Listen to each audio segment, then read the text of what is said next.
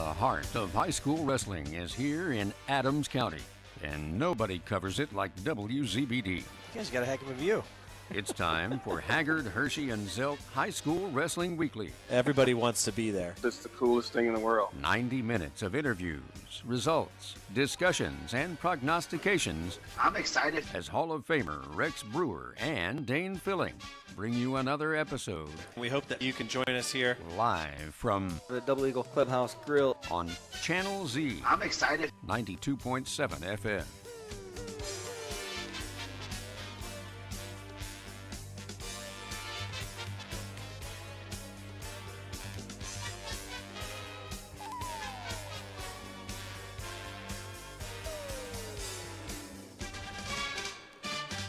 Well, good evening, wrestling fans, and welcome to another episode of the Haggard, Hirschy, Zelt High School Wrestling Weekly, hosted by the Double Eagle Clubhouse Grille. Once again, it's a nice, snowy Sunday night. I'm glad, nice crowd on hand here, specifically for wrestling, actually, That's Dane. right. What do you There we got it. It was a little bit delayed. And what do you got in store for us tonight, Daner? Yeah, we've got a South Adams specific show for the first half as we get ready for the start of the Starfire season. We've got South Adams Wrestling on the radio both Tuesday and Thursday night this week, so we're excited about that. We'll talk about the football season that was and the wrestling season that will be. We'll talk about the lineup, and we'll be joined by assistant coach Nathan Wynn, and we'll be joined by our broadcast partner once again this winter, Josh Gaskell. Josh did a nice job on the semi-state football broadcast with our man Dave Nathan, and he's looking forward to working with even better radio guys with me and you. And we'll also be joined later in the show by Joe Caprino from IndianaMat. And we're going to be joined by TikTok famous Nate Spangle from Bishop Chittard tonight. Nate Spangle, TikTok famer? He is TikTok famous, and he's High School Wrestling Weekly famous. And the Bishop Chittard Trojans are, of course, already in the 2A team state tournament, as are the Belmont Braves. So we've got lots to talk about with him. I tried to talk my way onto his show, but he's way too famous to talk to me. He's talking to like big time movie stars and stuff on his show, and I'm like in person, like in his own studio. Yeah. It's pretty impressive. So we're excited to talk to him. We'll talk about the week that was with Belmont's wrestling at Snyder on Tuesday, and then the Red Hawk Super Duels Friday and Saturday. No, I heard the Gorillas talking there tonight on Gorilla Radio. Did you give Joe a list of questions you're going to ask? That's what he and Mike complained about. It's like you asked Mikey too tough a question. To be fair, I do owe Mike an apology because I did ask him about a young man who's no longer wrestling, and that one completely slipped my mind. I was trying to feed him like some inside information, and the young man's decided to step away from the sport. So I didn't mean to call out Mike on that one specifically. I just kind of forgot. He goes, he asked tough questions. He was freaking out about it. In the first period, we will be joined by Nathan Wynn. He's going to tell us all about South Adams and the human encyclopedia that he is. He's already excited about the seventh degree move that could be made in Thursday's dual meet, where the JV 157, who was an 8th grader last year, but he's got all of these things mapped out. It's pretty impressive. So we always enjoy talking to Nathan, and we can always appreciate that Nathan's here to join us pre-show. Is he the South Adams Rain Man? Is he like the? Is it like the? I think he's South Adams everything. Is he like the Ben Affleck accountant? I don't know if he's ever killed anybody before, but have you seen that movie? Oh, okay. 1 and 2. Okay. Yeah. Good enough. Then in the second period, like I said, we'll have Joe Caprino, and then we'll spend a little bit of time with some more name dropping. I enjoyed that segment last week, so we'll talk a little bit more 1970s. And I did a study this week. We have an additional 1970s grad with us tonight, so maybe he can add some of it. He made a couple of trips to IHSAA state finals. Oh. You're looking at him right there. There. So we'll share those stories, and then we'll talk to Coach Spangle of Bishop Chittard. I was looking around to see who else is as old as I am, and there he is. Yeah. We'll take a look ahead at the Cowan Blackhawks, the Bishop Dwenger Saints, and the Delta Eagles, because we'll see all of those opposing teams this weekend in our broadcast, or this week, I should say. And one oddity to this week, Rex, we have no wrestling next weekend. Don't get used to it because it ends real quick. I wouldn't call it traditional, as it only happened about 3 times, I think. But the match between Belmont and Delta this coming weekend is no longer on the schedule for either team, and there's no replacement. So South Adams doesn't wrestle this weekend, Belmont doesn't wrestle, and AC doesn't get started yet. So we'll take the weekend off and prepare for a pretty heavy week the week after, and a pretty heavy Saturday, and then the following week is the last tryout for all the teams across the state trying to get into the team state tournament. And just 3 weeks from tonight, we'll bring you the vote-in results of 4A and 3A and 2A and 1A. So I talked to a lot of coaches throughout the day today, and my message to most of them was, they give their case. They say, hey, I think we should be considered. And I responded back to a ton of them saying, like, looking at your schedule, there's no doubt that 2 weeks from now, we'll know whether or not you deserve a spot, right? I mean, there's a ton of wrestling to happen here in the next 2 weeks where there's some teams who are saying, hey, I think we deserve one of these spots. And I'm looking at their schedule, and I'm seeing 2 other teams that are also on that list, and I'm thinking, well, this is gonna settle itself. These teams are going to wrestle, and then we're going to find out. It's the ones who don't have those teams on their schedule that you start to wonder about, like, how am I going to actually gauge how good this team is? And sometimes it's pure luck. Sometimes you're in a conference with another team who had success last year, and they're a returning automatic qualifier. Okay, now I know last year when you wrestled them, they were this.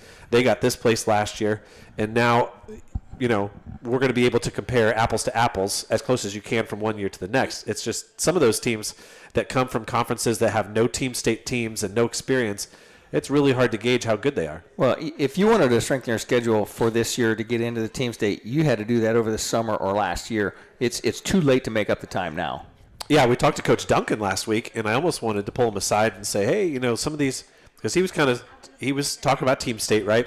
And he said, well, we got this match and this match. It's in January. I'm thinking, listen, buddy, you got to move those things into November and December if you really want to be challenging. And obviously, but that Southern Wells program is on the rise. We've seen it in football. We talked to Coach Duncan last week.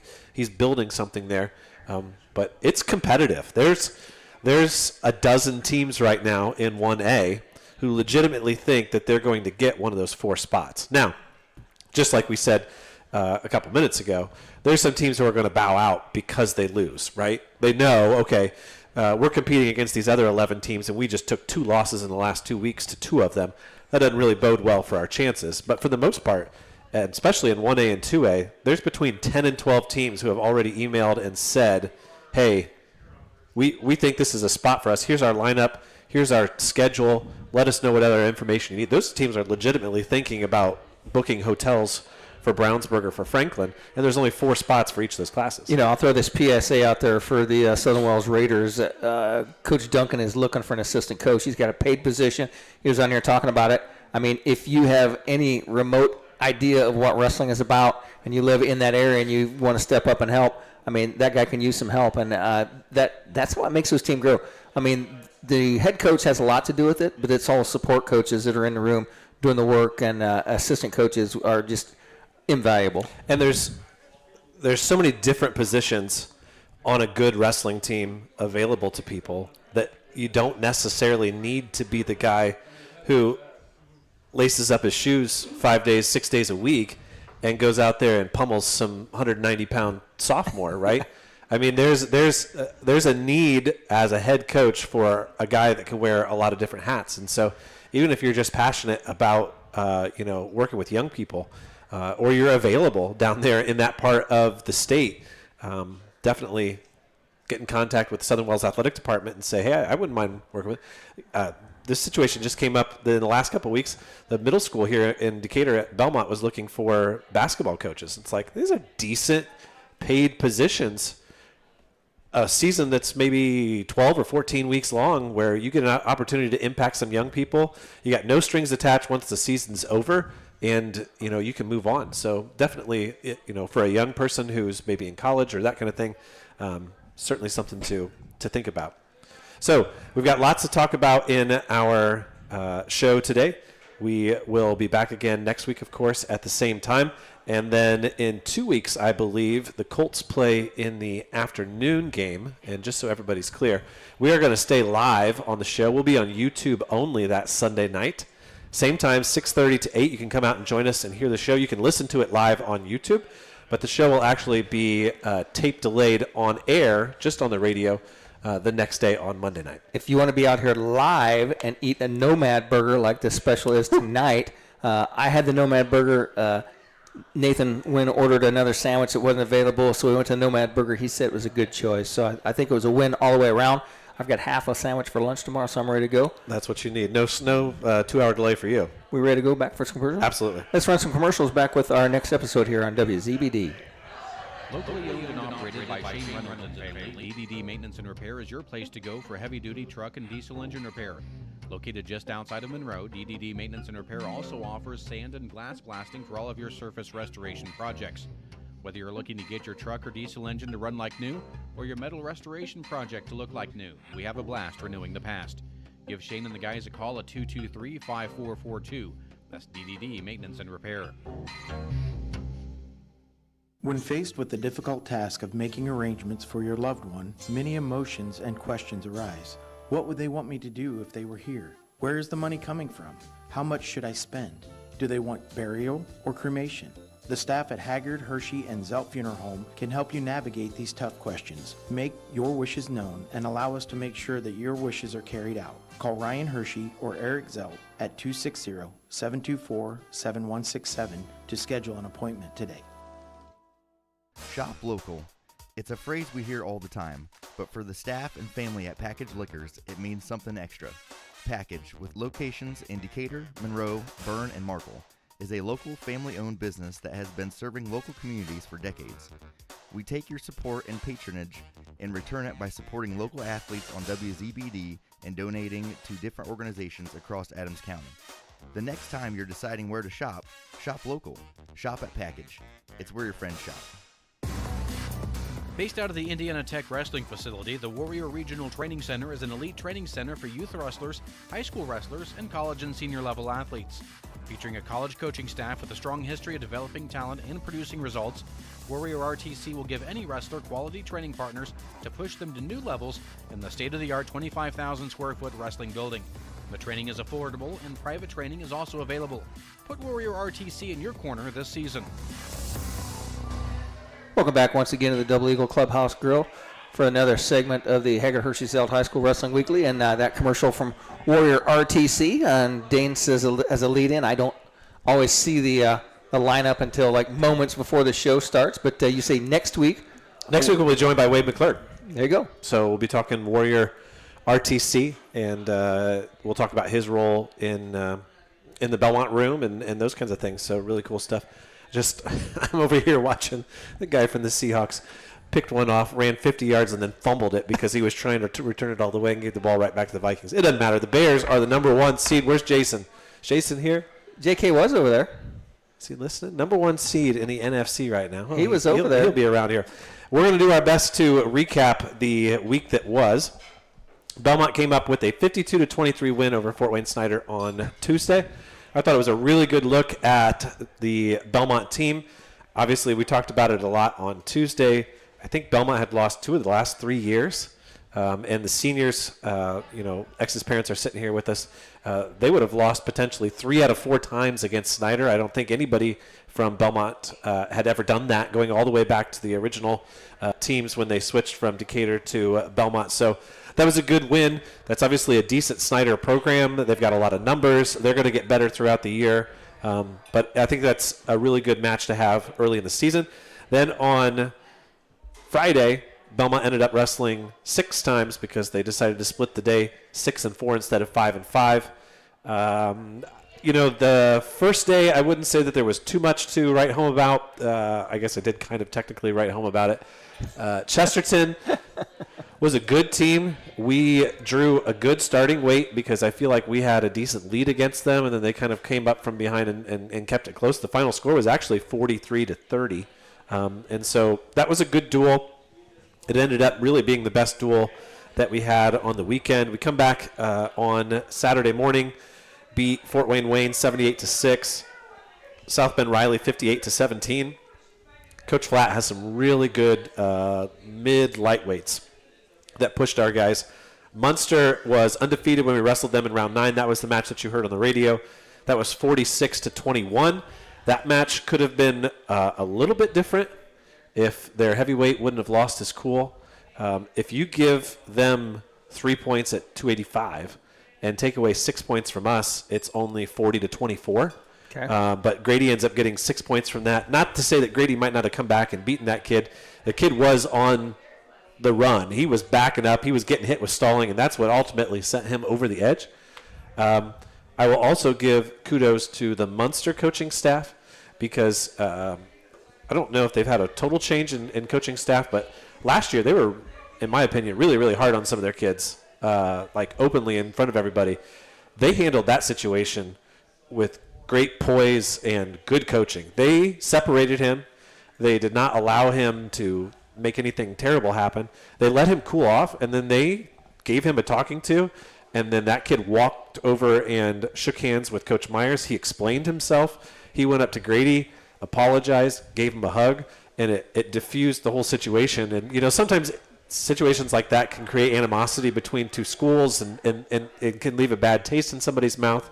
But as weird as it was and as kind of scary as it was at one moment, it ultimately ended up being maybe a teaching lesson for the kid that, look, you've got a lot of talent. You just need to keep your cool. You know, in the heat of the battle, when you're on a mat, you don't know what happens. Sometimes referee, you get to be out there, but as the great Roy Kent would say, you don't know what's going on in other people's lives. Yeah, and for sure. There were a couple of heavyweights listed there for Munster, and this kid had only wrestled a couple times. So, anyways, I just wanted to make sure that we pointed out that the young man did apologize and that the coaching staff, I thought, did a really nice job. And I thought Coach Myers accepted it well. He took the explanation, said, you know, Grady's sitting right here, and then they hugged it out, and everything was fine. So, as usual, do I get bonus points for Ted Lasso references? Yes, you do. Thank you. The Munster match then ended up being 46-21, and then it just felt like Goshen. I don't know if they really should have wrestled that match. It felt like they were just ready to go home.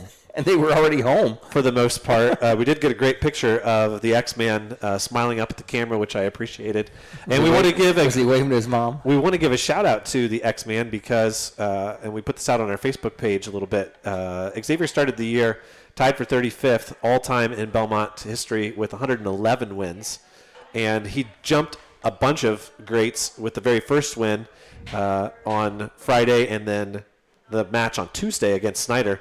He jumped past John Kintz and Chris Malin and some of the best. But then this weekend, he immediately jumped over guys like Paul Baker, Nathan Shear, John Farrote, Riley Hankinson, state champ Billy Baker, and ended up no, I'm sorry. He didn't get past John Farrote and Billy Baker. Those two are next. I got ahead of myself. Anyways, he stands 20th all-time with 123 wins. And in another week or so, he's going to be top 15 here. And we were talking before the show. You know, if he has the same season that he had last year and ends up with a state medal and wrestling for a place at the Al Smith and all those types of things, he's going to end up being fourth or fifth. Coach Myers better watch out for that win total. So it just speaks to, and you know, we're talking about they're sitting right here. We'd say this if they weren't sitting here, but you know, like career-long dedication that they had to him wrestling from the very beginning, and all those tournaments that they took him to, and all of those times where you'd see them post on the Decatur Wrestling Club. You know, Xavier Palacios gets third place at ISWA State. You know, back when it was Pee Wee and it was all of those things. And then all the way through middle school, he continued to work hard and go to all those off-season tournaments. And it's just so cool to see it pay off. To see him pass all of those people and to do it with a smile and to, you know, do it with the poise that he does it. It's a pleasure to watch. He's grown a long way since he's a peewee, right?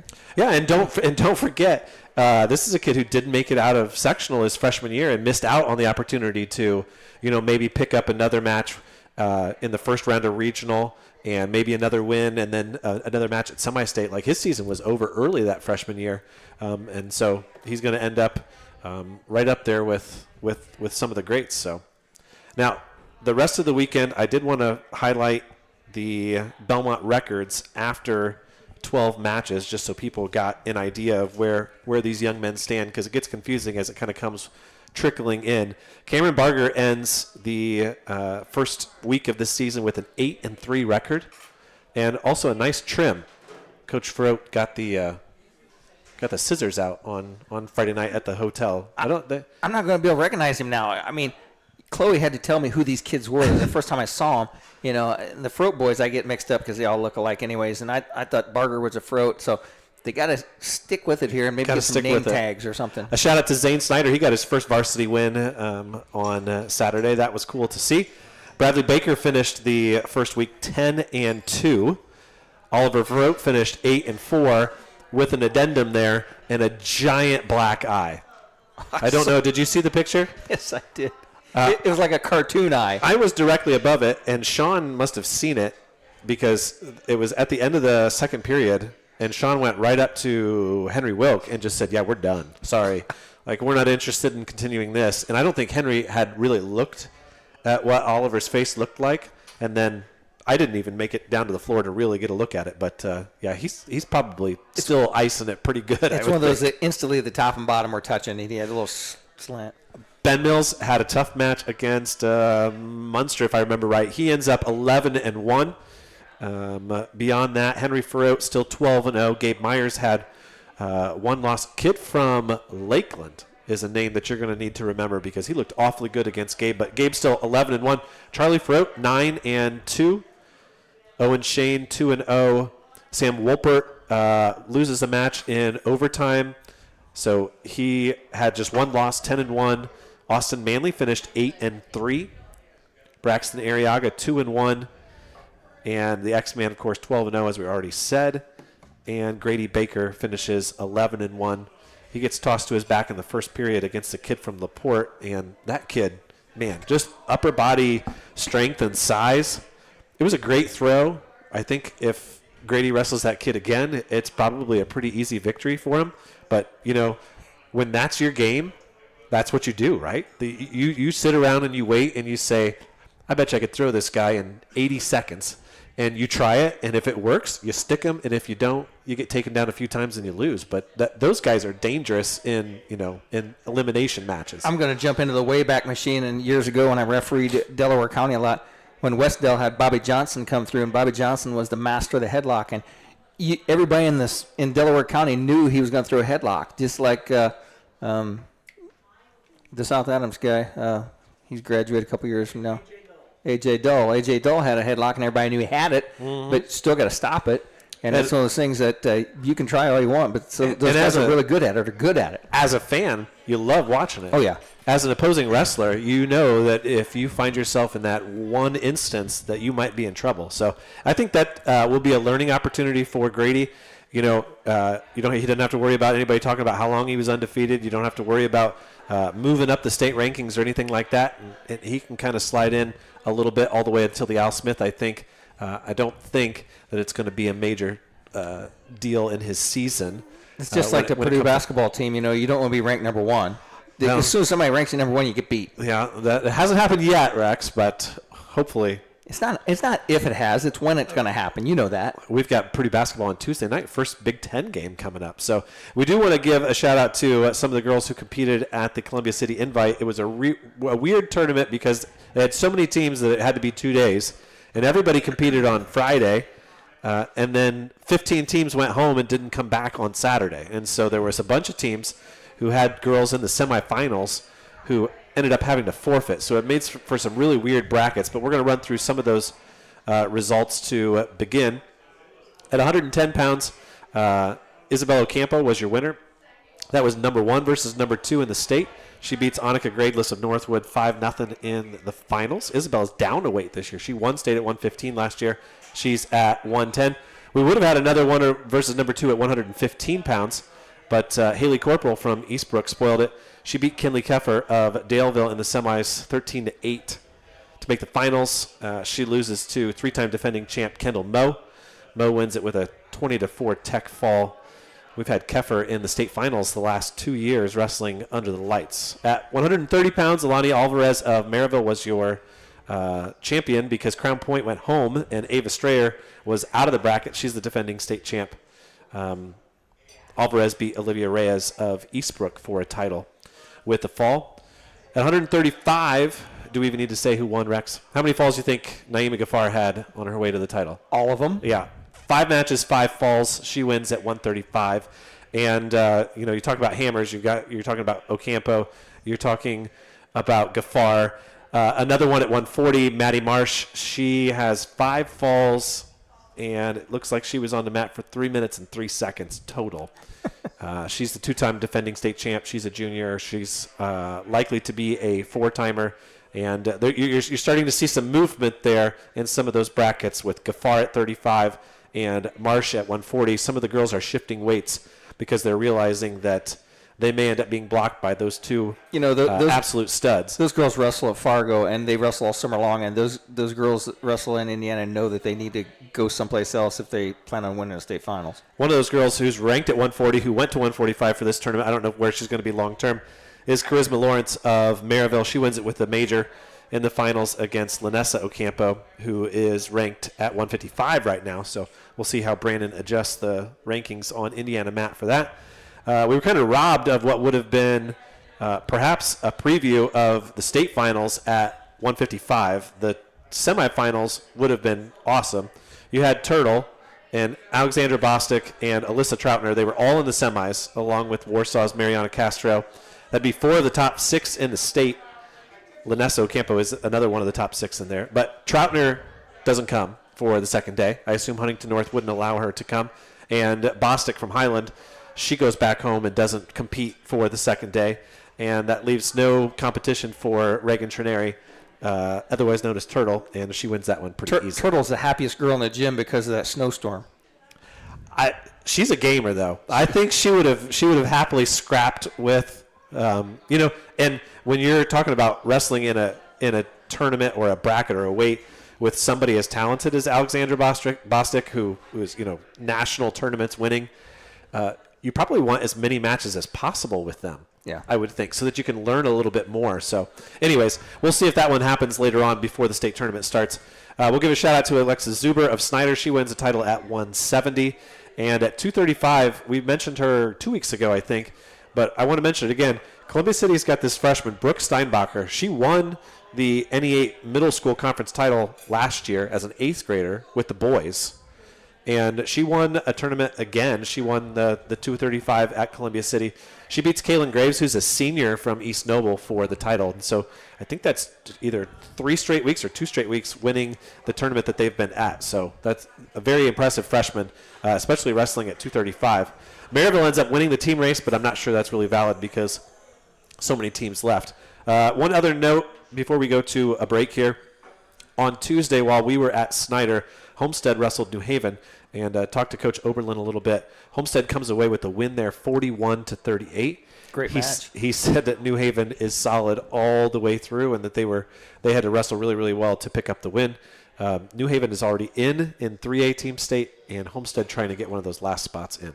So with that, sound like a lot of great names there, but let's take a round of commercials and back with more talk here on WZBD's High School Wrestling Weekly. Hello, this is Joel from your local hometown Package Liquors. Package Liquors provides the best selection of domestic, import, and craft beers in Z-Lane. With locations in Decatur, Monroe, Bern, and Markle, you're always just a short drive away from picking up the perfect last-minute gift or just the right six-pack to watch the game with friends. You're never a stranger when you walk through the doors, and our smiling staff never has a problem giving you a recommendation when you're not sure what it is you need. Stop in at one of our 4 locations and see what hometown service looks like. Package Liquors, it's where your friends shop. Renowned around the Midwest for his skills and his creative abilities, Nate Bowers and the team at Bowers Paint Studio in Decatur work with a wide range of clients, from collision repair to custom paint jobs for classic cars and motorcycles. Located on Monroe Street on the west side of Decatur, Bowers is your place for body work too, whether it's getting your ride back on the road or finally getting that classic car, the paint job you've always wanted. Stop by or give Nate a call to put the best in the business to work for you. Ho, ho, ho. 'Twas the season for giving, and throughout the community, neighbors shopped local with remarkable unity. They found clothes and toys that make children glad, sparkling jewelry for mom, electronics for dad. Why, everything you need to spread holiday cheer is all readily available right now and right here. This reminder to shop local for all your heart yearns comes with Merry Christmas wishes from First Bank of Bern. The staff at Haggard, Hirschy, and Zelt Funeral Home is honored to serve the community we love and live in. Locally owned and operated by Ryan Hirschy and Eric Zelt, we understand that each family we serve and each life lived tells a unique story. Our goal is to offer comfort, care, and dignity to all who entrust their loved ones to our care. We are proud to call Adams County our home and look forward to serving you for generations to come. Welcome back once again to the Double Eagle Clubhouse Grille for another segment of the High School Wrestling Weekly. And Dane, this afternoon I checked the website for Facebook page for the Double Eagle here to see what their special was tonight, and it's called the Nomad Burger. And I went with a double smash burger along with their wings on Sunday night, and they had a shout out on there for us and said, hey, Rex and Dane will be out the show, so they're pumping it up too. That's right. And the further we get into the season, the more we've got to talk about and review from the week that was and talk about the week that will be for our broadcasts. We're very thankful for our partnership with the Double Eagle Clubhouse Grille and the great food that they provide for us on Sunday nights and every night of the week.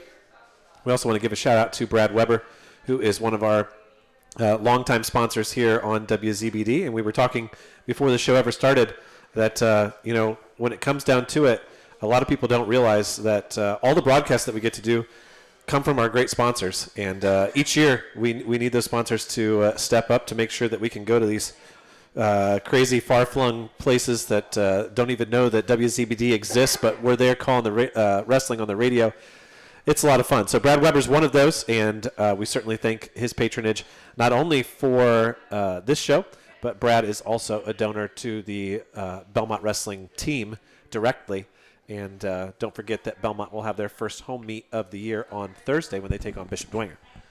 That's always good stuff. We're joined now by assistant coach Nathan Wynn, and you were sent as the emissary. The what would we call what Sawyer sent you today? He gave me some excuse. He's probably thinking about the last time he came on the show when I stole his wallet.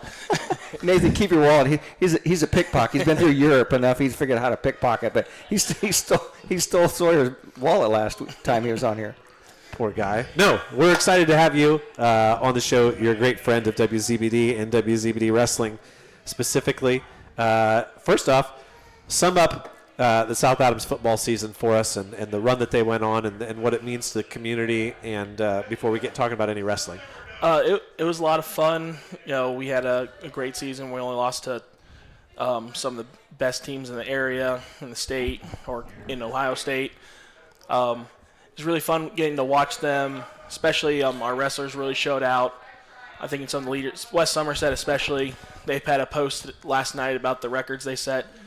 Going into his senior year, he's already our all-time leading receiver, had the most touchdowns in a single season. Watching him have such a big impact on our football season was great to see. And anytime you make a run to semi-state is just a great season. Some great receivers in front of him. That's a big honor with the Nick Millers and those guys, the big wide receivers they've had. Mm-hmm. I only got a chance to watch him live a couple times, but every time that Titus checked down or I could tell that the route was going to West, I was excited because I love watching that kid catch the ball and then turn up field and run because he makes some guys miss or he'll plow them right over. Oh, yeah. And he did the same thing with Will Patterson, another one of our wrestlers. They sneak him out of the flat a couple times, and good luck tackling him in space. Josh showed me the clip of the one where Somerset catches one that bounces off the helmet. It was like 4th and 29 or something like that, and he gets a first down catch. It bounces off the defender's helmet, and he still runs it down like a fly ball in center field and makes the catch. Yeah, definitely a fun season, and obviously a change in quarterback next year because Titus will have graduated, but I still think that's a really good, dangerous team next year who will be terrorizing some 1A teams for... I saw a lot of that Balmer kid in the season, and I tell you what, he's going to step right in and do good things. I'm really excited for Zayden Balmer. I coached him when he was in 5th, 6th grade. We talked, and the way he was kind of sized at that point, he thought he was going to be an offensive guard come high school time, and I kind of thought so too. He kept growing, kept maturing. Now he's a lot taller, a lot more athletic now, and I think he's going to pick up right where Titus left off. Well, talk about the transition then from football. Was that 2 weeks ago, right? Yeah. Just a week ago. Week and a half really, ago. 9 days ago. Yeah. The season ends. Obviously, a tough loss, not necessarily an unexpected loss, but definitely a game that I think both sides thought, we might have a chance to win this and go to state. You got to come back the next Monday, right, for a lot of those guys and hit the mat. How difficult was that? It's definitely tough. A couple of guys are nursing some injuries, kind of slow playing some of them. But I also thought it was better this year than last year. Last year it was a little bit getting them out of being down the dumps after that semi-state loss. Maybe this year just maybe a little more mature, or just that more excited to get wrestling. But they've come in, hit the ground running, and they're excited and ready to go. So now this is Sawyer's second year as the head coach, correct? Yeah. I mean, last year it was new to him. Does he seem like he's fit in that role? Not that last year was any different, but this year as his second year coach, does he seem more mature and a little bit more comfortable with it? Absolutely, and I've seen that from him since he started as an assistant, kind of being groomed to become the head coach.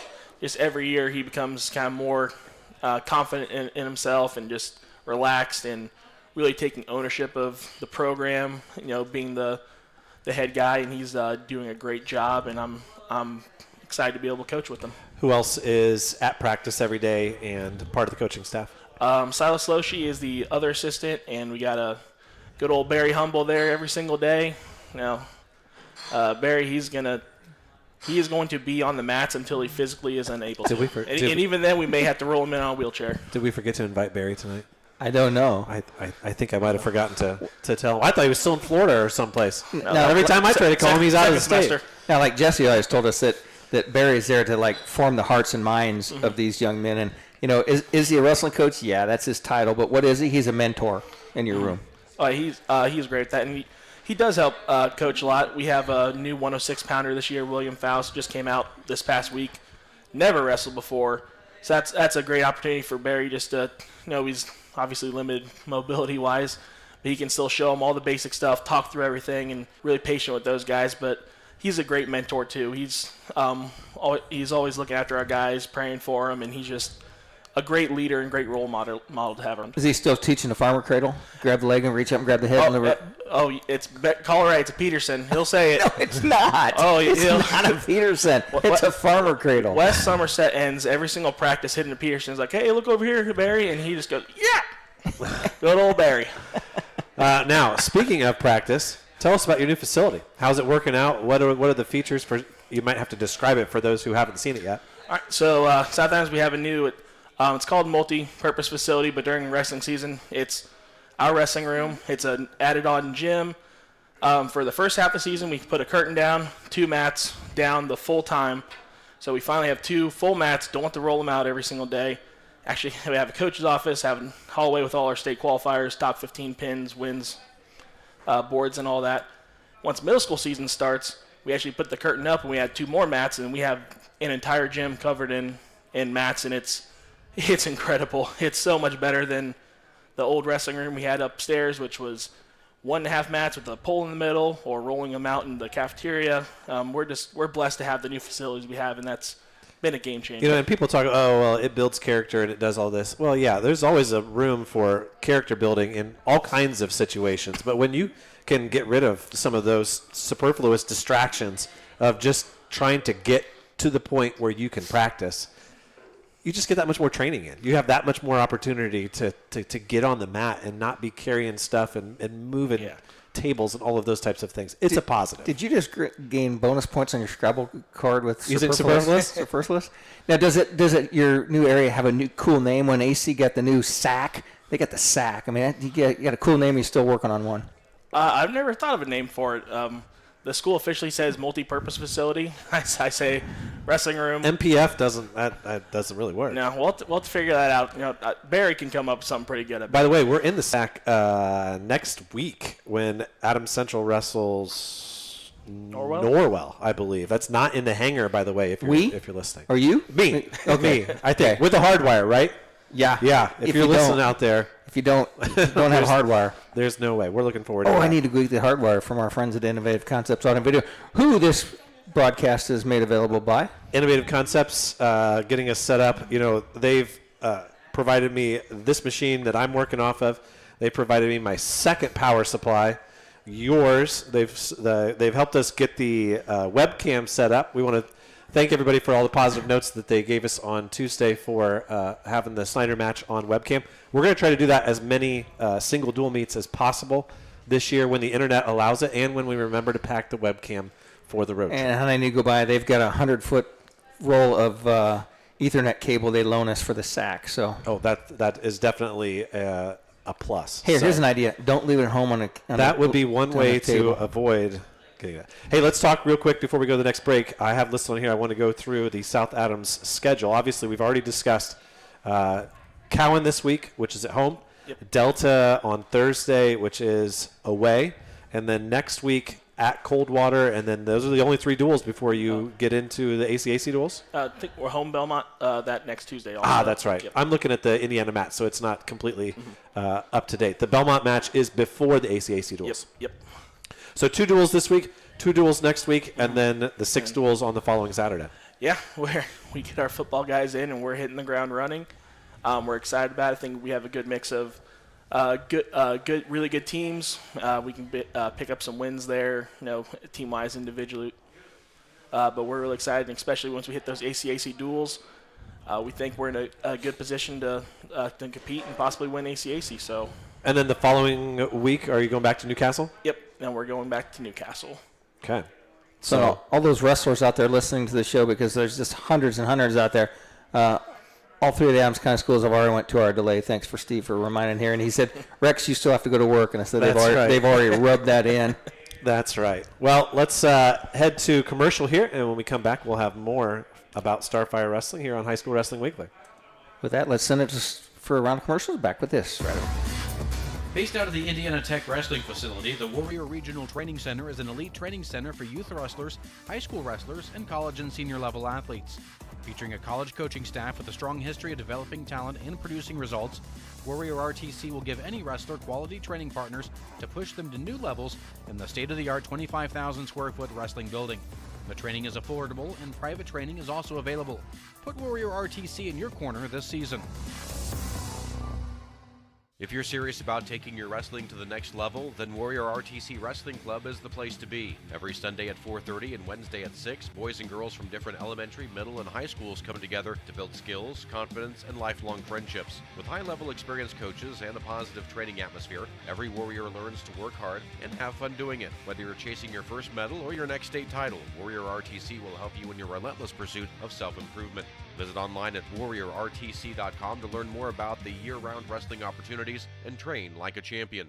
When faced with the difficult task of making arrangements for your loved one, many emotions and questions arise. What would they want me to do if they were here? Where is the money coming from? How much should I spend? Do they want burial or cremation? The staff at Haggard, Hirschy, and Zelt Funeral Home can help you navigate these tough questions. Make your wishes known and allow us to make sure that your wishes are carried out. Call Ryan Hirschy or Eric Zelt at 260-724-7167 to schedule an appointment today. Shop local. It's a phrase we hear all the time, but for the staff and family at Package Liquors, it means something extra. Package, with locations in Decatur, Monroe, Berne, and Markle, is a local family-owned business that has been serving local communities for decades. We take your support and patronage and return it by supporting local athletes on WZBD and donating to different organizations across Adams County. The next time you're deciding where to shop, shop local. Shop at Package. It's where your friends shop. Welcome back to another episode of the High School Wrestling Weekly, hosted here by Double Eagle Clubhouse Grille. Give a shout out to the kitchen staff of the Double Eagle as they've been keeping up with the decent-sized crowd out here tonight. The specials going out the window on a good measure. And just remember, everybody, best tater tots in town. There's no doubt about it. Get yourself a couple cups of sour cream to go with it, and you've got it made. So we're continuing to talk here with Nathan Wynn from the South Adams Starfires, and let's get into the individual side of things. The first question I asked you when you sat down was, how many forfeits? How many guys you got in the room? Those types of things. Give us the details. So right now we have 18 guys in the room. It's a couple more than we had last year. We still have one forfeit at heavyweight. We'll have a forfeit at 106 for the next week or two. We did get finally found someone small in the school that wanted to come out and wrestle William Faust, but he's got to get his 10 practices in, so we'll have a forfeit there as well. But once we're up and running, we'll have 13 weight classes filled, maybe some finagling to get 14 guys in there, but right now just one forfeited heavyweight. And obviously you guys have struggled the last couple of years with the 215 and 285, and you've done some juggling and some bumping, so fairly well versed in how that game goes, Yep. right? And, I will say, we've talked about this a lot on the show, when you're talking about a dual meet lineup, you'd much rather have a forfeit at 285 than at 106 because, for one, there's a lot of other teams that do forfeit 106, and you can take advantage of a free 6 points there. But you do have that flexibility. When our turn is up or when their turn is up, we can pinpoint them into one of those matches. And with a kid like West Somerset, he could beat 50% of the heavyweights in the state. Yeah, we can always put him 215. We got Cooper Offholder, freshman at 215. So we do have at least one kid that weighs 200 pounds this year. Really excited for that. So we have a little bit of flexibility there, but still just one 200-plus pounder. Can't get too many South Adams linemen to the wrestling team. Okay, tell us who your leaders are, captains, that kind of thing. So leaders of the team, I'd say our 3 seniors, Dakota Sprunger, Wyatt Mann, Nathan Plattner.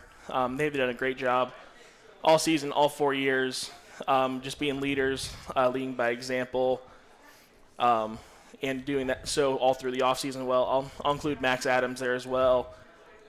We lean on him a lot because he's the one who's wrestling 24/7 year-round. He knows what we're doing, so if we need someone to help with a new kid that's been in the room for 2 days. Hey, Max, you show him this. Hey, lead the warm-ups. He's been a good leader as well. Where should we expect to see Max in the lineup on Tuesday? He will be at 120.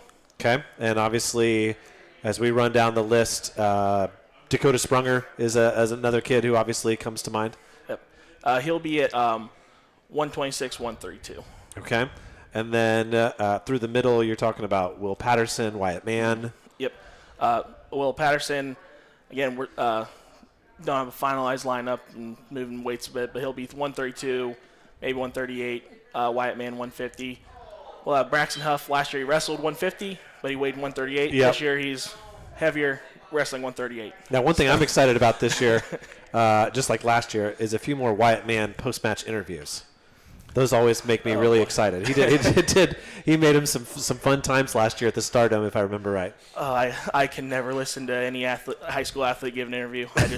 I just skip it every single time. Well, you never know when you're doing it blindly. When you ask a question, there's times when the mic doesn't cycle back to you for a good 90 seconds. And then there's other kids that you interview.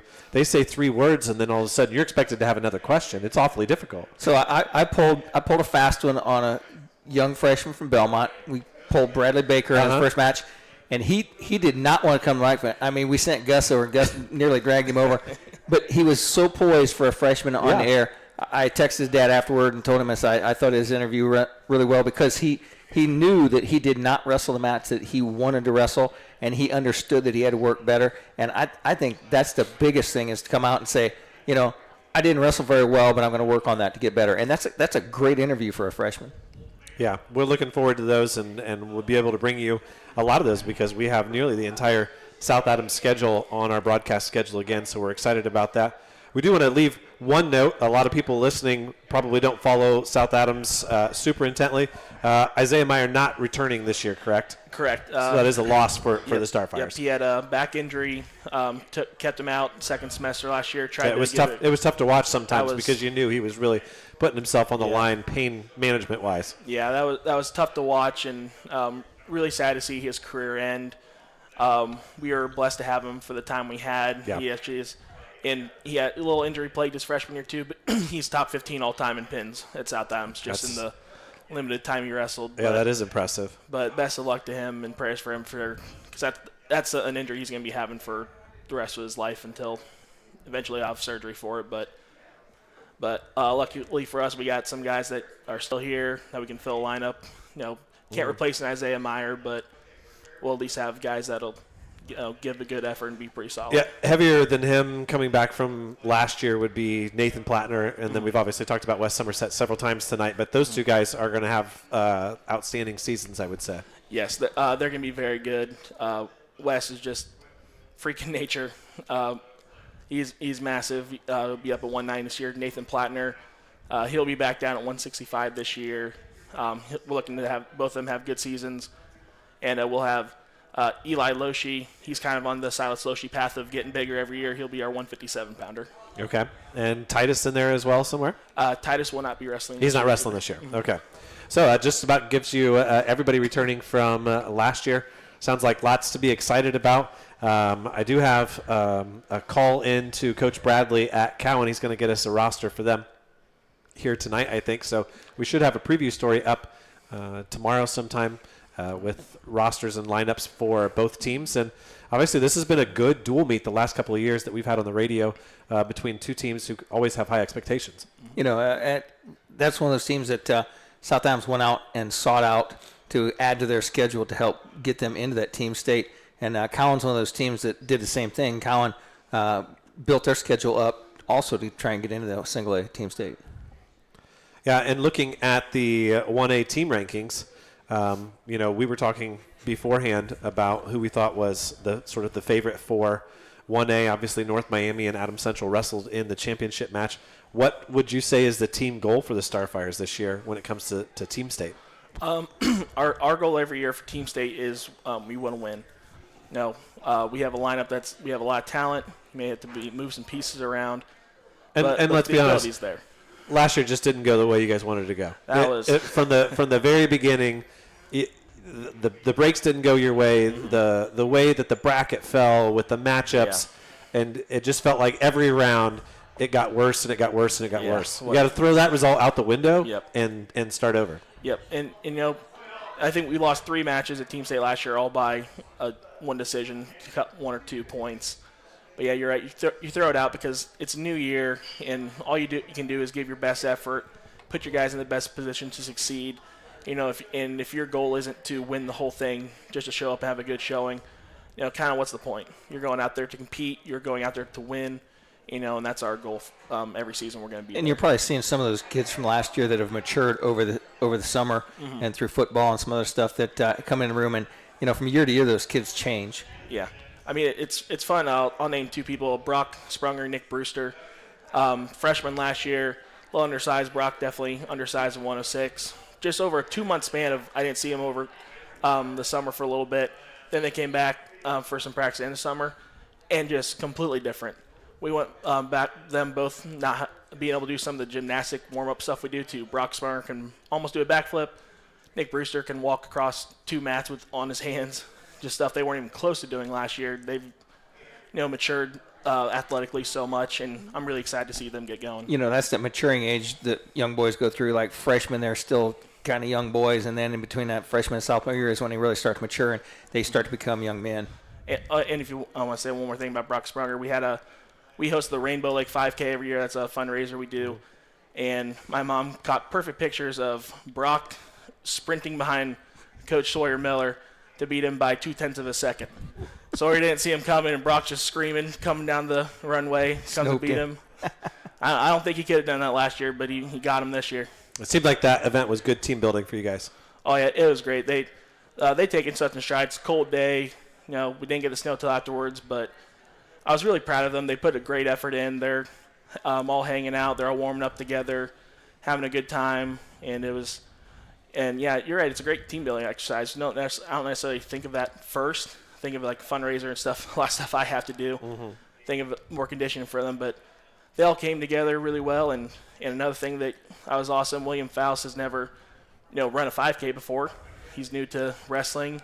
He's done some other sports, but not too much. And he was the last guy in. Our entire team went out, finished in the 5K with him. That was really cool to see.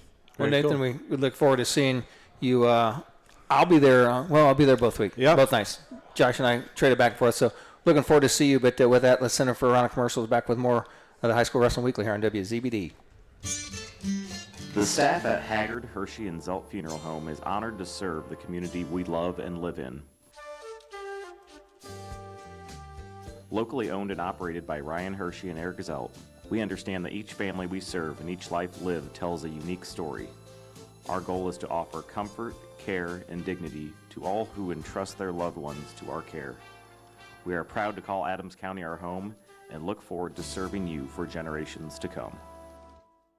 Locally owned and operated by Shane Reynolds and family, DDD Maintenance and Repair is your place to go for heavy-duty truck and diesel engine repair. Located just outside of Monroe, DDD Maintenance and Repair also offers sand and glass blasting for all of your surface restoration projects. Whether you're looking to get your truck or diesel engine to run like new, or your metal restoration project to look like new, we have a blast renewing the past. Give Shane and the guys a call at 223-5442. That's DDD Maintenance and Repair.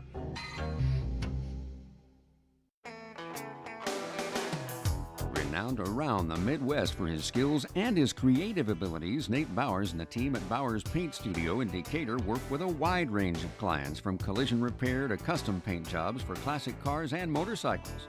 Located on Monroe Street on the west side of Decatur, Bowers is your place for body work too, whether it's getting your ride back on the road or finally getting that classic car, the paint job you've always wanted. Stop by or give Nate a call to put the best in the business to work for you. 'Twas the season for giving, and throughout the community, neighbors shopped local with remarkable unity. They found clothes and toys that make children glad, sparkling jewelry for mom, electronics for dad. Why, everything you need to spread holiday cheer is all readily available right now and right here. This reminder to shop local for all your heart yearns comes with Merry Christmas wishes from First Bank of Bird. Welcome back once again to our next segment here on the High School Wrestling Weekly. And we're joined on the phone by our good friend, the big gorilla himself, Joe Caprino. How you doing tonight, Joe? Doing great. How are you guys? Hey, we're good. Well, we have been talking South Adams wrestling. I don't know if you have any good Barry Humble stories to share with us. Oh, I have lots of great Barry Humble stories. I'll say there's a coach that one time put his cowboy boots on in the locker room at State. I won't mention his name to I'm sure the statute of limitations is passed, but he... Well, I was going to ask Nathan when he was on the last segment, they were talking about the new wrestling room that they have down in Bern. I didn't know if that there was a cowboy boots only, sort of space taped off where Barry could stand in his full footwear or not. That'd be a good... I mean, you definitely don't want those on the mats. No, those would Resolite and wrestling and cowboy boots do not match. Yes. Well, hey, I saw that you had a big stack of preseason mags going out in the mail. Why don't you tell us a little bit about the magazine and when people can expect those? They are going to be in the mail tomorrow morning or tomorrow afternoon, so they are all packaged and ready. Everyone obviously had the digital copies, so now the physical copies, the ones that hard copy that people keep as keepsakes and can read, have it physically in your hand and stuff, and pretty cool covers. And you got quite a few that are going out. Had a little bit of help from the family. We got a nice little assembly line of putting them in and making sure we get the right covers and the right packages, and got everything done this weekend. So, Joe, just like WZBD, there's not a huge staff of people doing all that stuff. It's usually Dane and I, Dave, Nathan, Steve Rouse back at the board. So you had to hire some of the family, get some of the stuff. Tell us some of the other things that IndianaMat just takes a lot of people to make that whole thing work. I mean, the rankings are a team effort from all the team rankings that Dane does to the semi-state and state rankings with Mike, Dustin, Howie, and Caleb. That they all do that, and then obviously Brandon does the girl stuff, which is getting more and more work for him to do because it's a lot more girls to keep track of, and trying to figure out weights and all the results of everyone's beating everybody. So now how do you put them higher than each other and trying to figure it out? And it's quite a It's a small group, but a pretty good group of guys. Now, this year on the website, I know you've made some changes in regards to boys and girls and team profiles and all of those types of things. What's new for wrestling fans who are just kind of getting back in the groove of wrestling and maybe haven't visited IndianaMat since last February? What can they expect? Just a lot of the same stuff with the results and rankings, updates. Obviously, we update through social media with all of our polls and ranking updates. So if you follow us on any of the main social media outlets, you'll see when we post updates. And then obviously there's some new things, trying to keep up on significant results throughout the week and putting out an article every Sunday night, hopefully, that has all those big matches, the upsets, to kind of highlight the big matches. Sometimes Like this week, there were a lot of really big girls matches, and it was hard to narrow it down to 10. So I'm sure some people were happy to see their names, and some kind of thought they might have been one of the better matches of the week, but could only pick 10. So there were quite a few really good matches this weekend with the girls. Now, obviously, you've been doing your weekly Guerrilla Radio. What can we expect this week, and when should people tune in? About 9 p.m. Eastern is usually when we start. Depends on how long the pre-show goes, but just same stuff. It's probably a little bit slower of a week this week with results and everything, but Mike and I will figure out a way to make it an hour and a half to 2 hours of talking about wrestling. This coming week's going to be a big one. This coming week's usually kind of what we kind of consider the kickoff for the season, because pretty much everyone's wrestling this week. A lot of big tournaments, and you really get to see everyone on the mat after Thanksgiving, and it's going to be a great week of wrestling. So, Joe, each week Dane sends me a copy of the show script so I can know what's coming up. Do you and Mike have that show script all ready to go so you can see at the end of the show, do you rate your top favorite ice creams, your top favorite French fries from what restaurant? What's your show script look like for this week? It's a blank document. We're not that we're not as organized as I knew that. Dane I is. was just rubbing it in that Mr. Filling's a little more organized. Maybe we'll get the what we're going to rank, the off the cuff things that we'll rank. We'll probably usually figure that out. Hey, sometime tomorrow. What you could do is be like the Coaches Association. You could assign Dane to be your scriptwriter for your show because they assigned him to be in charge of Hall of Fame, and he has nothing to do with it. So just assign Dane to be your show scriptwriter. I think he already has enough work to do, so I don't want to put any more on his plate. Yeah, well, and when you're talking about the Coaches Association Hall of Fame, they let Rex in, so it must not be that prestigious of a body. Oh, wow.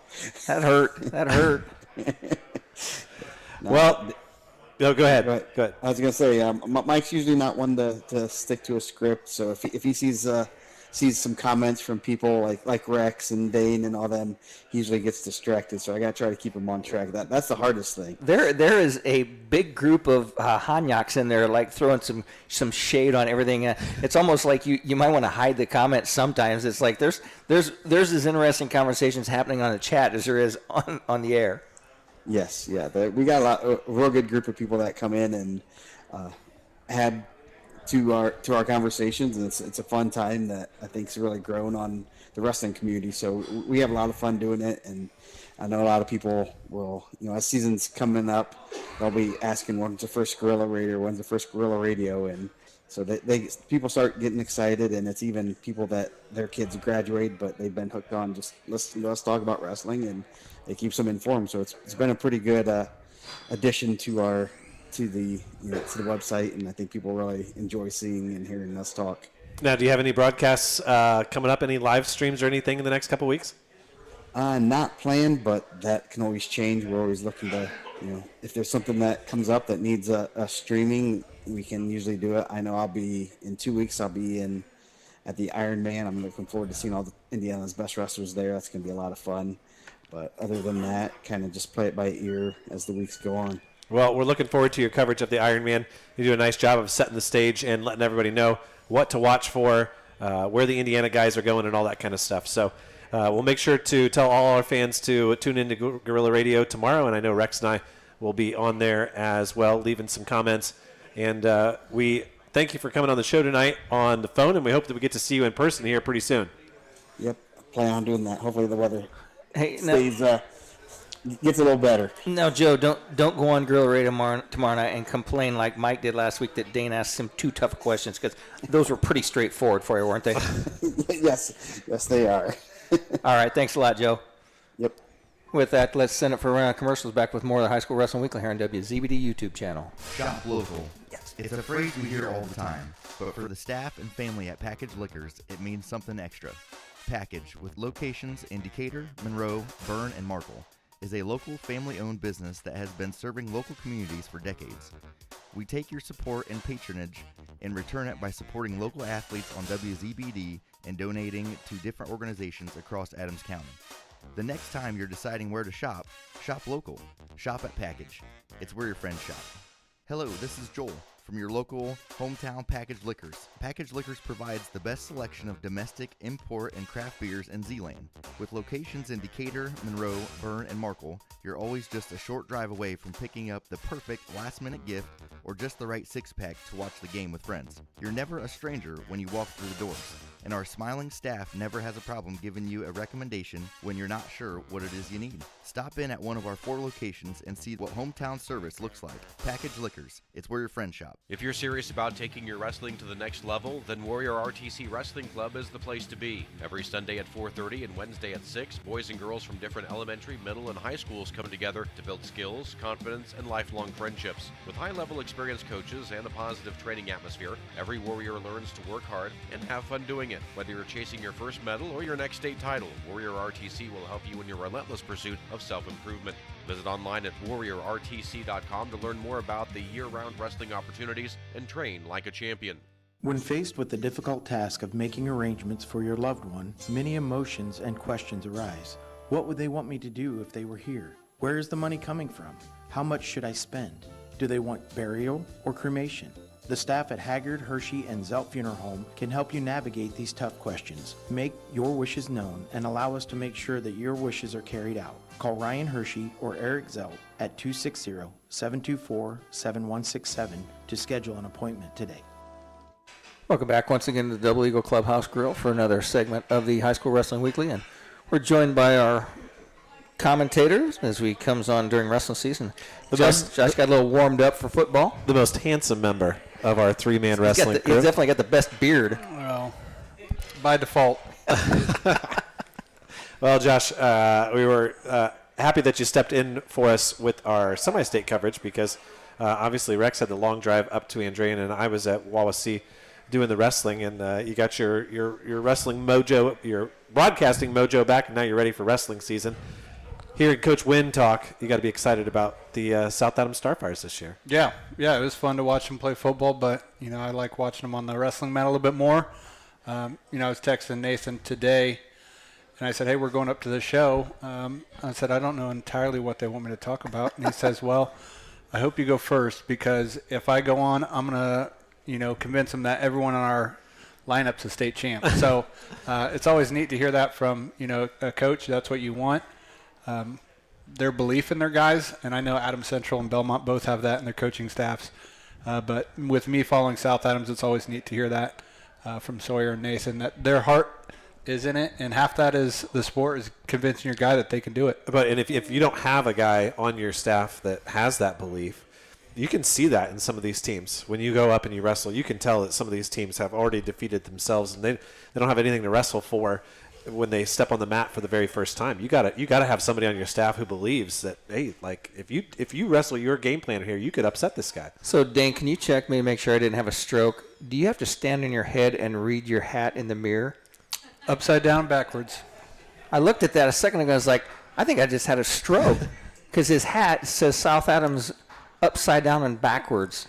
I like it. Yep, I like it. It makes a statement. It draws attention. I just want to make sure it just wasn't me in my brain. No, using a different alphabet or something. Skipped or something. But no, I was looking at some of the the preseason rankings Joe put out and his staff, and I know they've been high on guys like Wes Somerset and Will Patterson and Dakota Springer that have put in the work, and it's hard to get some of these guys that are studs on the football field or in other sports to say, hey, can we commit to a full off season of wrestling and see it pay off? Well, they've gone to camps over the last couple summers, and now you're seeing, Wes Somerset crack the top 15 at a weight that is like, did you think you had this capability? Because as a staff they did, and so maybe that motivates them this year.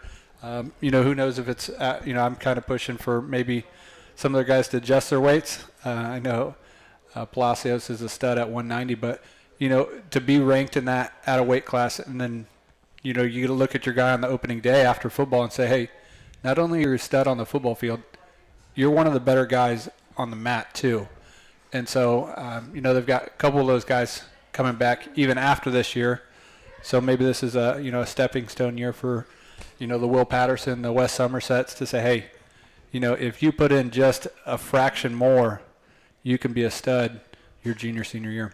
Talking about Wes, though, and Xavier, I mean, it's a well-established fact that maybe the best place for Wes is to slot in with Xavier. And we've seen that so many times, right? Yeah. Where, hey, maybe I necessarily can only beat this guy 1 out of 10 or 1 out of 20 times, but who cares?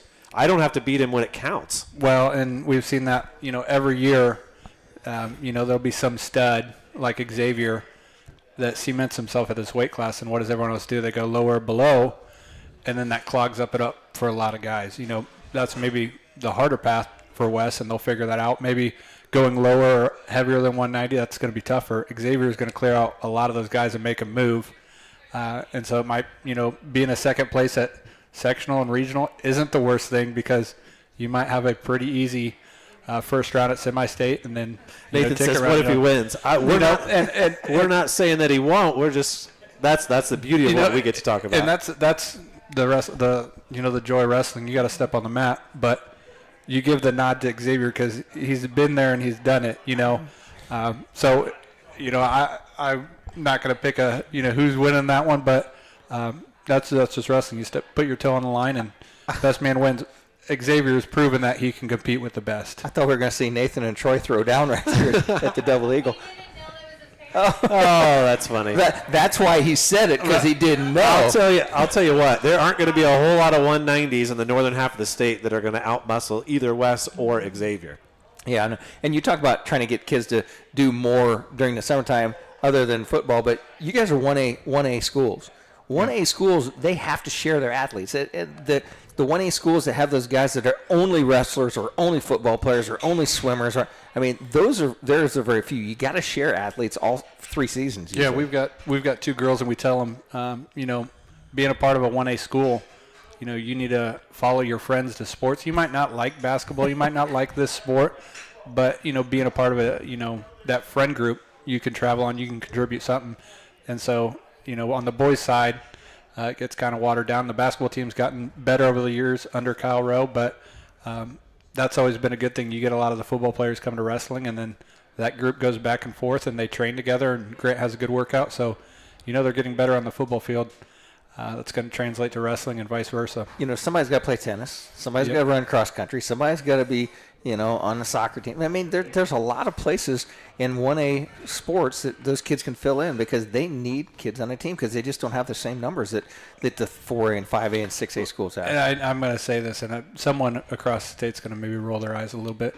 But as far as, we're blessed, and we maybe don't realize it as much in Adams County between the Adams Central, the South Adams, and Belmont, how much you see these teams contribute at the state level across different sports. You look at basketball, soccer had a great year for South Adams and Belmont. Like, these are small schools that are playing, girls that are playing 3 sports. They don't get to necessarily specify on one. So it's always neat, getting to rally around Wes or, someone from Adams Central on the football field. And then, it turns a week later, they're on the wrestling mat and you get to cheer for them too. It's always kind of neat. Yeah, we certainly enjoyed the football season and getting to know the wrestlers from both teams. And every time that I got a chance to see one of those football guys, I said, I can't wait till wrestling season starts. And they're laughing at me because I'm talking about some win in football. West was that way at Tri when we interviewed him after the game. I'm like, I'm just ready for wrestling season to start. He's like, don't wish that yet. I'm not there yet. That's what I told Nathan before the show started, when Wes walked by me at regional, and I was like, you don't realize how big that kid is until he walks past me. I'm not a big guy, but when he walked past me with his pads on and everything, he looks like a big kid. So with that, let's send it for another round of commercials. Back with more of the High School Wrestling Weekly here on WZBD YouTube channel.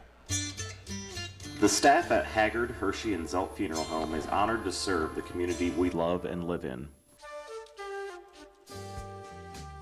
Locally owned and operated by Ryan Hirschy and Eric Zelt, we understand that each family we serve and each life lived tells a unique story. Our goal is to offer comfort, care, and dignity to all who entrust their loved ones to our care. We are proud to call Adams County our home and look forward to serving you for generations to come. Locally owned and operated by Shane Reynolds and family, DDD Maintenance and Repair is your place to go for heavy-duty truck and diesel engine repair. Located just outside of Monroe, DDD Maintenance and Repair also offers sand and glass blasting for all of your surface restoration projects. Whether you're looking to get your truck or diesel engine to run like new, or your metal restoration project to look like new, we have a blast renewing the past. Give Shane and the guys a call at 223-5442. That's DDD Maintenance and Repair.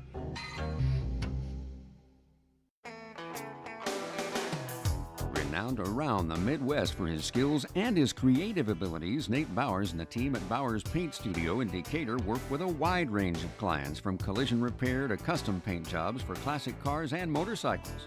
Located on Monroe Street on the west side of Decatur, Bowers is your place for body work too, whether it's getting your ride back on the road or finally getting that classic car, the paint job you've always wanted. Stop by or give Nate a call to put the best in the business to work for you. Ho, ho, ho. 'Twas the season for giving, and throughout the community, neighbors shopped local with remarkable unity. They found clothes and toys that make children glad, sparkling jewelry for mom, electronics for dad. Why, everything you need to spread holiday cheer is all readily available right now and right here. This reminder to shop local for all your heart yearns comes with Merry Christmas wishes from First Bank of Bird.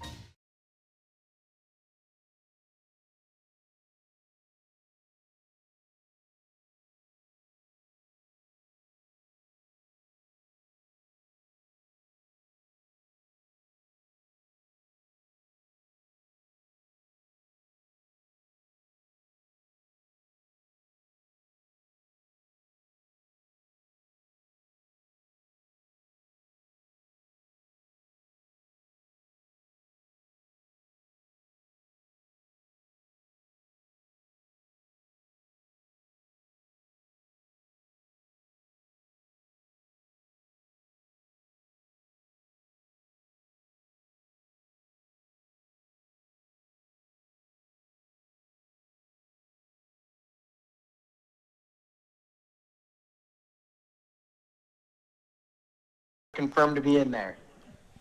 Yeah, and obviously you've got some big tournaments coming up here the next 2 Saturdays. Why don't you tell us who you've got this Saturday and the following Saturday? Yeah, so this weekend we're going to be kicking off the season. So we haven't wrestled yet. We're going out to New Palestine. They have a little four-way out there with, I believe it's Eastern Hancock, and it is Triton Central and New Pal. New Pal, congratulations to them coming off a football state title. So curious to see how many, I'm sure some of their football guys are getting back in wrestling shape and maybe got a little bit of a workout in today to hit the ground running tomorrow. And then after that, we are hosting our Invitational here in Indianapolis, where we bring up, it started as kind of my thought on a wild card weekend. Honestly, just trying to bring together all the teams that were in the hunt for the 2A wildcard matchup and the 1A a little bit too. So we'll have Switzerland County up, and we have Owen Valley. I'm looking at my list. We have 10 teams in total that come to it. But it was all around the thought of, hey, too much of it leaves it to the committee to do, I think this team is better, or I think that team is better. My thought was just, hey, anyone who's in the hunt and who's a wild card, let's just bring them together and have them wrestle for the spots. Yeah, and obviously that was an idea that I was trying to propose 5 or 6 years ago, as we were trying to get more teams to buy into sort of this 3 or 4 week period of, a tryout for every team. Let us know what you've got and get out there on the mat and wrestle some of these teams. You mentioned Owen Valley and Switzerland County. I was in contact with both their coaches today, talking about their schedules and their lineups. So, those teams are hungry to wrestle other teams who have the same goals, and that makes for a great weekend. Oh, yeah. And I feel like we have Griffith that comes down from the region. We have, Riverton Park, kind of from out by Park County that way, Switzerland County down by the river, Triton from up in northern Indiana, just south of South Bend. So a lot of the state comes and congregates here in Indianapolis to chop it up on the 13th. It'll be a fun time. Now, Coach, you're kind of a region guy. Aren't you from up around that area, kind of close? So Triton is where I went to high school, yeah. So I'm a product shout out to my guy, Matt Arvison. He's been rocking and rolling there since 2012, I believe. So I went to Triton, and then back in the old, we were still the Murrayville semi-state. And now it just doesn't have the same ring, does it? Yeah, they're just fine up there with East Chicago. It's good stuff up there. Well, But I don't know. CBD on who the real county is. People are still talking about it down here about what the real county is. Well, obviously, we're a little bit biased up here. We are Indiana's #1 county here in Adams County. If you don't believe us, check our license plate. Yeah, right. Well, we're really excited about that December 13th. At least I am. Maybe I'm the only person in the state who's really excited about it. But I think there's going to be a lot decided in those dual meets. How do you go about sort of setting that tournament up? Who wrestles who? That kind of thing.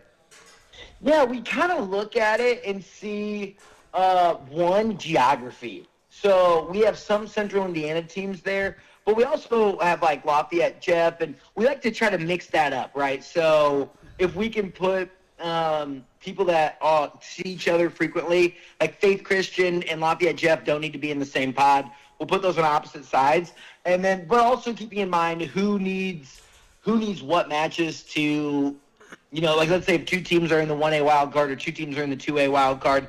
Like last year it was us and Purdue Polytechnic. And I believe like they beat us in that duel early in the season and ended up, I think that was a big part of how they ended up punching their ticket last year. Yeah, it's a good tournament, and I think any team that is interested in finding a way into that team state tournament, if you haven't changed your schedule to adjust and make a case for yourself, you're probably not going to hear your name called on our show on December 21st. And let me tell you, that it is stressful when you're on the side waiting to hear if your name gets called or not. So. And ideally, like in a perfect world, we'd bring together like all of those bubble teams or like a few of the teams that are already in. We're 9 other teams and us here in Indy trying to represent a decent part of the state. Because I just know that getting the head-to-heads always seems so challenging for 1A and 2A coaches, where it's like you might wrestle the people in your immediate area, but you're fighting against like an Owen Valley or an Oak Hill who like. They're just racking up dual wins there, and it's hard to find any crossover there. Kudos to the panel and the judges and everyone who has to like put that whole piece together. I feel like that would be a very stressful and very, very challenging job. You're looking at the panel right here. This guy right next to me, he is the panel. Well, hey, you're doing the Lord's work there, baby. Let's go. It is sometimes stressful, but it's a lot of fun. I get a chance to either text or email, or on some gracious occasions, even get a phone call from a lot of people from around the state, and it just adds to all of the tournaments that I end up going to, and it gives me a reason to convince my wife to go to these wrestling tournaments when she might want to just stay home instead. Wow. Now I said you were doing the Lord's work. She's doing the Lord's work, grabbing around to all of these tournaments.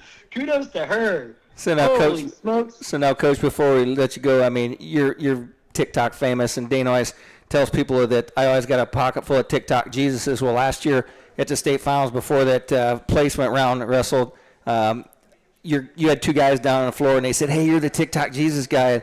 So I gave a couple of them out, and you said, "Hey, I'll take one." So I gave you one. Yours ended up in the hands of Noah Weaver, and Noah Weaver went on to give probably what I think is the greatest aftermatch speech ever given at state finals.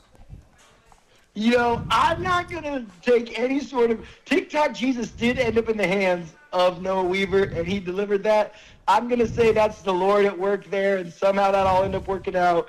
But he is a spectacular kid, and I'm excited to watch his future at Purdue.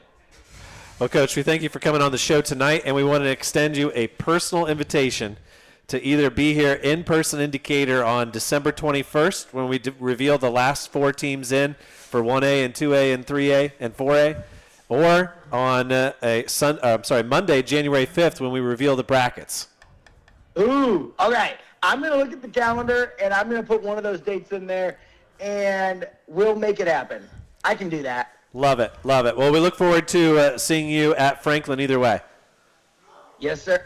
Sounds all good, right. Coach. Appreciate it, y'all. Talk to you soon. That's been Nate Sprangle of TikTok, Instagram, and Facebook fame. And with that, let's send it for another round of commercials. Back with more High School Wrestling Weekly here on WZBD's YouTube channel. Locally owned and operated by Shane Reynolds and family, DDD Maintenance and Repair is your place to go for heavy-duty truck and diesel engine repair. Located just outside of Monroe, DDD Maintenance and Repair also offers sand and glass blasting for all of your surface restoration projects. Whether you're looking to get your truck or diesel engine to run like new, or your metal restoration project to look like new, we have a blast renewing the past.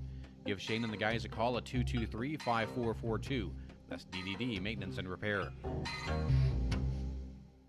When faced with the difficult task of making arrangements for your loved one, many emotions and questions arise. What would they want me to do if they were here? Where is the money coming from? How much should I spend? Do they want burial or cremation?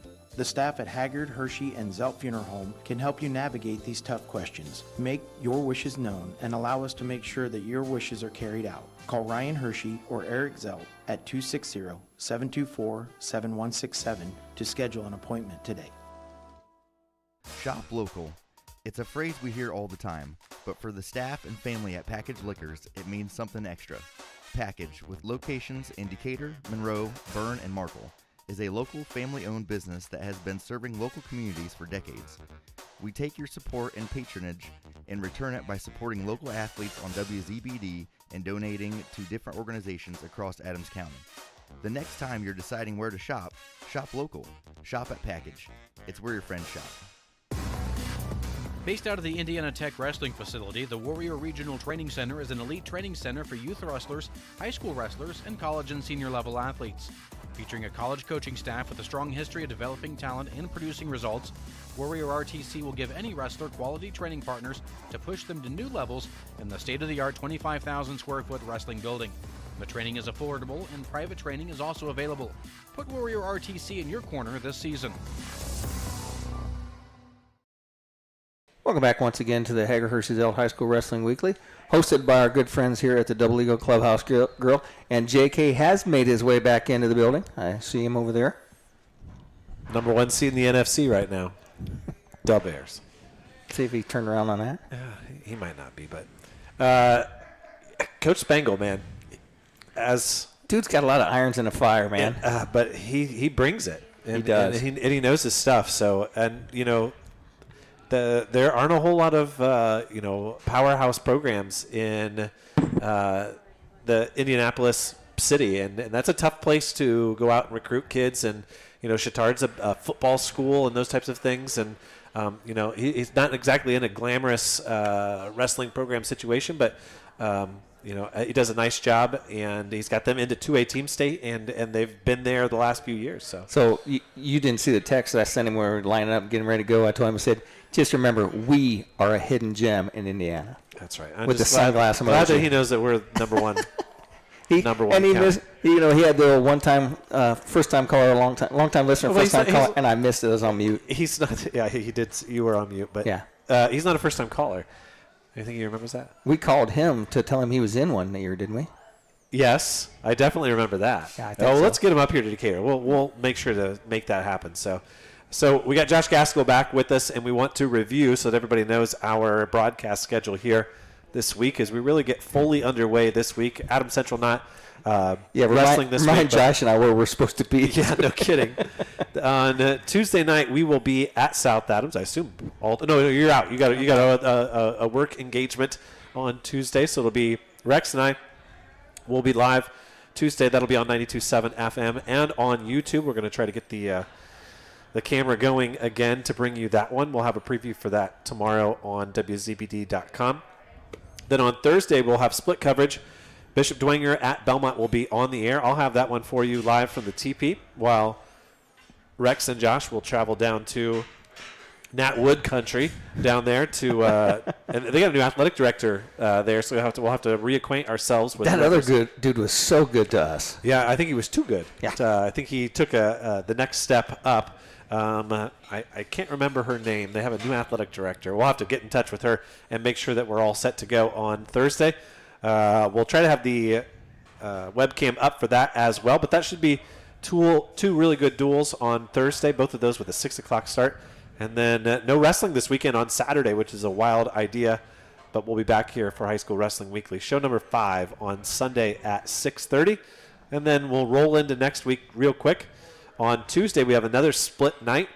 I'll be at Adams Central for Norwell and Adams Central as the Jets get their season underway. And then you guys will have the big one as Belmont heads to the Stardome to take on the South Adams Starfires. You guys will be on the air. I'll stick to YouTube for Norwell and AC. And then on Thursday night, it's South Adams and Coldwater. On Friday night, it's the NE8 Conference Duels live from New Haven. We'll have Belmont's 2 matches on Friday night.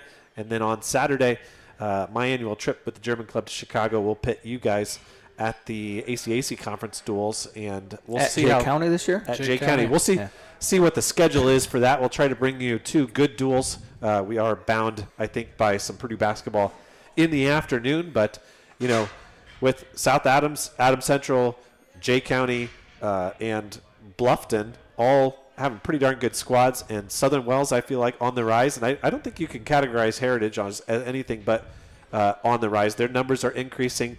They've got a potential state qualifier this year, which would be huge for that program. So overall, I would say the ACAC going to be very competitive. And those ACAC duels are always great fun because they really set the tone for the next 5 to 6 weeks as we head into sectional. Josh can second this, but over the past probably 4 or 5 years, that ACAC tournament has really tightened up. I mean, those teams have really level loaded themselves, haven't they? Yeah, and I think, the team state has brought a lot to it. We always somehow circle around back to team state, but, like for South Adams or Adams Central or even Jay County on the outside looking at, that conference has had, a good representation at the 1A and 2A level. And so a lot of the teams like a Bluffton say, hey, if we could beat Adams Central this duel, it might be huge and we might get in. Or, a South Adams, if we could beat, the number 2 in AC, we might get seated above them. And so that's what made that tournament a lot more fun for a viewer and to bring a commentator to it. And there's also an element of different teams at different points in their seasons. And, Adams Central may see themselves, or maybe it's Jay County a couple years ago, they may see themselves as the legitimate favorite for the conference title, potentially for a sectional title, but maybe they're not ready, right? And maybe they've even told their boys, like, look, we're not going to have our lineup set. Whatever happens on Saturday, we do our best, we move on. We're going to get better throughout the year. But South Adams may come in and say, look, we got a chance to take down this team. We may not be able to beat them 4 weeks from now, but we got a real chance to make a big difference in our seeding for team state, all of those types of things. And there's elements there too, especially with football success. And the newest element is, there's a different head coaches in different positions now. And so the coaches that have been there for a while and say, I've won how many conference titles, that's no longer, everyone's almost buying for their first conference title. Ben Sprunger's, the tenure there, I think, out of that conference, and he's done a great job at Bluffton, but the Jay Counties, Adams Central is one of those guys who's going to get their first team, or South Adams, Sawyer could get his first conference team title. Tyler Linhart stepping in as a first-time head coach, but AC picks up a couple of veteran coaches as new coaches for that. So, that puts a whole new twist in. We had Coach Duncan on last week, and he said that he's already heard some information coming out of the AC room that those kids are enthusiastic and energized because it's a new look for them. Good or bad, it's different, and it's given a different outlook on the Adams Central room. Yeah, and, we've talked about it. That conference will have a handful of state qualifiers, and so can these new coaches take that guy that was a ticket rounder or a state qualifier? Can he cement him as a state placer or a threat to draw in the quarterfinals or something like that at the state tournament? So it'll kind of be neat to see that shake out here in the first 2 weeks of some of these teams' schedules. Yeah, I'm definitely looking forward to it. I really want to see what that South Adams lineup looks like and kind of how they mesh together. And I think from their perspective, they have an opportunity to wrestle 3 times and get some real action in before those ACAC duels. Whereas Adams Central, they just had that duel against Norwell, and then boom, they're into it, and so they're going to be at a little bit of a deficit, despite the fact that their football season ended at the same time. So, it'll be interesting to see how that unfolds too. South Adams, takes it right out of the gate with Cowan and Delta, and and then Belmont. That's like the meat grinder to start off with. By chance, that's how it's happened, but it's a good way to start your season. You're going to see the toughest competition right away. Adams Central is just starting to wrestle now, but their hammers don't play football, and those guys have been grinding in the room. You got Shorty and Dubois and Og in there that have been grinding away, and those guys, they don't take a break. They wrestle all summer long, so just putting a few more football guys in the room it doesn't change them at all. And it's scary when they're all within a couple weights because they're getting all better together. You can't dodge and wherever you have a guy that's 106 pounds and your next stud is 150.